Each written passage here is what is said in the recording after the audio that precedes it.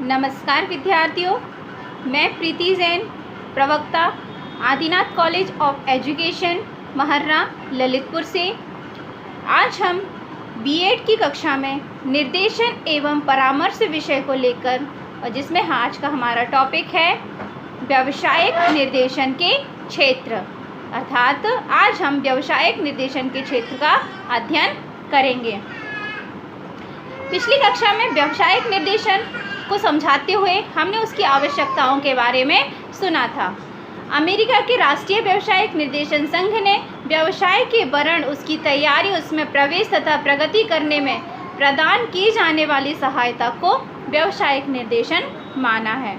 वस्तुतः निर्देशन को शैक्षिक तथा व्यक्तिगत निर्देशन के क्षेत्र से बिल्कुल पृथक माना गया है, अर्थात जो व्यावसायिक निर्देशन होता है वह शैक्षिक निर्देशन और व्यक्तिगत निर्देशन से बिल्कुल ही भिन्न होता है। तब आज हम व्यावसायिक निर्देशन के क्षेत्र का अध्ययन करते हैं। तो व्यावसायिक निर्देशन के क्षेत्र में सर्वप्रथम आता है शैक्षिक पृष्ठभूमि और उसका उपयोग, अर्थात व्यवसाय करने से पहले कहते हैं व्यवसाय की प्रक्रिया भी कहीं ना कहीं जन्म से ही स्टार्ट हो जाती है। कई बार बच्चे वही व्यवसाय चुनते हैं जो हमारे पिताजी, हमारे दादाजी या हमारा जो पैतृक व्यवसाय है हम उसको ही चुनना पसंद करते हैं। लेकिन कई बार आज की नई नई परिस्थितियों को देखते हुए, नए नए विषयों को देखते हुए, नए नए कोर्सेस को देखते हुए, नई टेक्नोलॉजी को देखते हुए बालकों के अंदर अनेक रुचियों ने जगह ली है, अर्थात वह अब कुछ अलग और कुछ अपनी पहचान बनाने के लिए कुछ ऐसा करना चाहते हैं कि जो कुछ हमें नई खोज दे, हम कुछ नया कर सकें। जो पीढ़ियों से चला आ रहा है हम कुछ उससे अलग, अपनी अलग पहचान बना सकें। तो अब इस निर्देशन के लिए सर्वप्रथम हमारे लिए हमारी शिक्षा बहुत अधिक आवश्यक होती है। इसमें सबसे अधिक आवश्यक है कि हम अपनी शिक्षा में ऐसे विषयों का चयन करें जो हमें आने वाले समय में हमारे व्यवसाय में बहुत अधिक सहायता प्रदान कर सके।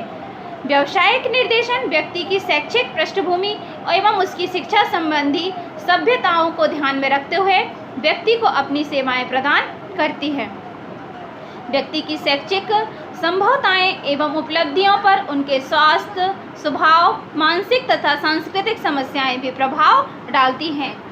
कई बार हम कुछ ऐसा कठिन या परिश्रमी व्यवसाय का चयन कर लेते हैं जिसमें हो सकता है कि हमारा शारीरिक जो क्षमता है वह उसमें साथ नहीं देती है, या शारीरिक क्षमता बहुत अधिक है और कुछ बहुत ही कम मेहनती वाला व्यवसाय अगर हम चुन लेते हैं तो दोनों ही परिस्थितियों में हमें कहीं ना कहीं तनाव की स्थिति बन जाती है। अर्थात हमारी शारीरिक और मानसिक क्षमताओं को देखते हुए हमें अपने व्यवसाय का चयन करना चाहिए और इन सभी आवश्यकताओं के लिए हमें निर्देशन की आवश्यकता होती है। इसीलिए शैक्षिक पृष्ठभूमि को ध्यान में रखना चाहिए और जिस प्रकार से हमने शिक्षा ग्रहण की है उसी प्रकार से हमें अपना व्यवसाय चुनना चाहिए। दूसरा आता है शिक्षा तथा व्यवसाय का संबंध। माना जाए कि शिक्षा एवं व्यवसाय परस्पर सहयोगी हैं, परस्पर एक दूसरे के ऊपर डिपेंडेबल हैं। अगर शिक्षा व्यवसाय के अनुकूल नहीं की गई है तो हम उस शिक्षा के अनुसार हम अपना व्यवसाय बिल्कुल भी नहीं कर सकते हैं। व्यावसायिक निर्देशन एवं व्यावसायिक शिक्षा का निकट संबंध होता ही है।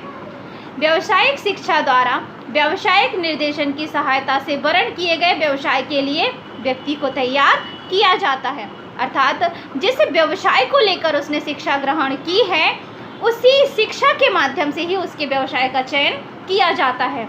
प्रायः लोग व्यावसायिक शिक्षा एवं व्यावसायिक निर्देशन को एक ही समझ लेते हैं, लेकिन ऐसा नहीं है। वास्तविकता यह है कि शैक्षिक निर्देशन शिक्षा में आने वाली समस्याओं को लेकर किया जाता है और व्यावसायिक निर्देशन हम उचित व्यवसाय का चयन कर सकें जो हमारे शारीरिक और मानसिक तनाव को दूर करे, जिसमें हमें हमेशा हानि हो, जो व्यवसाय हमें संतोषप्रद हो, हम उसी व्यवसाय का चयन कर सकें। इसके लिए हमें शिक्षा के आधार पर ही हमें अपने व्यवसाय का चयन करना चाहिए। व्यावसायिक सफलता व्यावसायिक क्षेत्र निर्देशन का क्षेत्र व्यावसायिक चुनाव से लेकर व्यावसायिक सफलता तक व्याप्त है। अर्थात कहीं ऐसा ना हो कि व्यावसायिक निर्देशन से हम केवल अपना व्यवसाय तो बढ़ा रहे हैं, लेकिन हम उन सफलताओं तक नहीं पहुंच पा रहे हैं जिसके कारण हमने अपना व्यवसाय चुना था। तो व्यावसायिक निर्देशन का एकमात्र उद्देश्य यह भी होता है, इसका एक क्षेत्र यह भी है कि हमें जो व्यवसाय हम कर रहे हैं उस व्यवसाय में हमें कितनी सफलता प्राप्त हो रही है।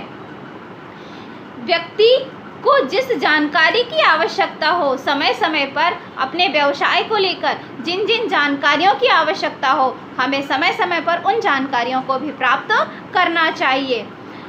अपनी मानवीय क्षमता और समाज दोनों को ध्यान में रखते हुए हमें अपनी व्यवसाय का चयन कर हमें उसमें कुछ ना कुछ परिवर्तन करते रहना चाहिए। इसी के आधार पर यदि हम समय समय पर व्यावसायिक निर्देशन प्राप्त करते हैं तो हमें हमारे व्यवसाय में सफलता अवश्य ही मिलती है। धन्यवाद।